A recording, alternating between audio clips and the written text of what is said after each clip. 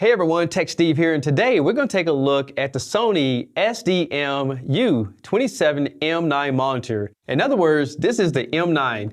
This is a gaming monitor that can produce up to 144 frames per second. It has 600 nits of brightness, so let's get right into it. The first thing I will show you guys is the picture quality on this Sony M9. It has a contrast ratio of 1000:1 and a dynamic contrast ratio of 80,000:1.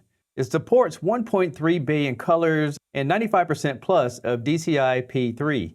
This monitor is going to give you vibrant colors and great black levels, but I will tell you that it's not perfect. Now, I do want to point out that this monitor doesn't support AMD, but it will support the NVIDIA G-Sync if you have a graphics card that's compatible. Now, when it comes to the spec, this is an IPS panel. It's 4K resolution with full array local dimming. It also uses direct backlight, has 1 millisecond of input lag in fast mode, plus it does support auto low latency and VRR. Now I want to show you guys this stand real quick, and it's very unique. You see it's got this nice little X-shaped.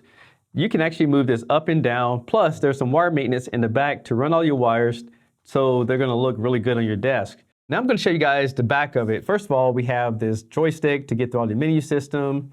You have a power standby button, and then we have inputs and outputs. Over here we have a headphone output, plus this monitor does have built-in speakers.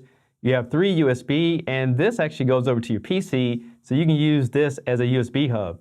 You also have a USB-C, a display port, and 2 HDMI 2.1 connection, as well as your 19.5 volt power input. Now to install is very easy, and there's a release right here on the bottom. So you just take these little tabs right here, make sure they line up into the monitor.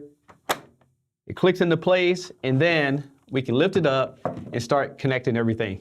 And this is what it looks like from the back side. It has that nice, clean, stealthy look. Plus there's a LED that goes around the top of it to give it that gaming look. And it does have a standby light here on the side, so you know the status of. When it comes to the stand, you can move it up and down. Plus you can pivot it frontwards and backwards, so you can get the best viewing angle. I like the fact that the top half of this monitor is all black, and if you look from the side view, you can see that it has a little bit thickness to it, but that's so you can have all the components for the lights and everything. Since this monitor does have full array local dimming, I noticed that the contrast levels were very good. The blacks were very inky, the white levels are pretty solid.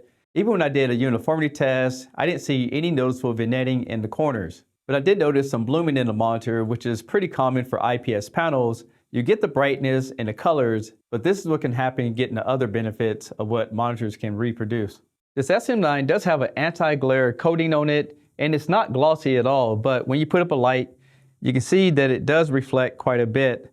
Even when I turn this light off, you can see the lights in the room and me right here with the white shirt on. And now I'll show you guys the viewing angles, and as expected, since it is an IPS panel, when you get over to the sides of it, it actually still looks pretty good. And this is what it looks like from the bottom of the viewing angles. And this is great, especially if you mount it up on the wall. You can angle it down or keep it straight, it's still gonna look good. Now this monitor does support HDR10 and HLG picture profiles, and I would tell you when you put it side by side to SDR, it really comes to life. It brings out all the rich colors, the black levels, and you can see it's much brighter than the SDR side of the monitor. So that's really going to make your games pop or any kind of content that you watch on it. I did get a chance to do some gaming on it, and I would tell you that everything was smooth, responsive, and it's because it has that built-in variable refresh rate, which the PlayStation was able to pick up. Plus you have auto low latency, and you have gaming modes built right into the monitor. Now, I do have this monitor hooked up to a PS5, and after playing Dirt 5, you can see that it is in 4K mode, and you can see that the VRR is turned on. If we go down here through the settings, you can see that HDR will turn on when it's supported, but that's the settings that I'm getting. You can also use this on the computer, but I have it hooked up to a laptop, and you can see that it does support 3840 by 2160 up to 120 frames per second. And this is going to be a great monitor for doing Word documents. Everything comes in nice and clear. And this is what it looks like on an Excel spreadsheet. And it's very easy on your eyes if you're just using it for everyday tasks. Like for example, I was using it to look through the Microsoft Store.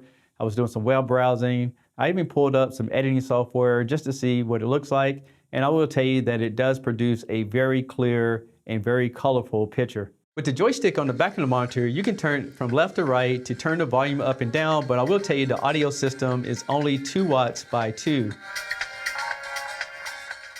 Now I'm going to show you guys the menu system. All you need to do is go ahead and press on that joystick on the back. If we go up, we get into your main menu. So over here, you can see that you have picture modes, and you can change it from standard, frames per second, cinema, and gaming. Plus you have an automatic mode.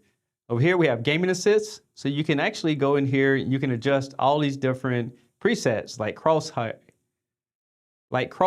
timer, your frame counter. If you want to see that on the screen, let you know how many frames you're getting.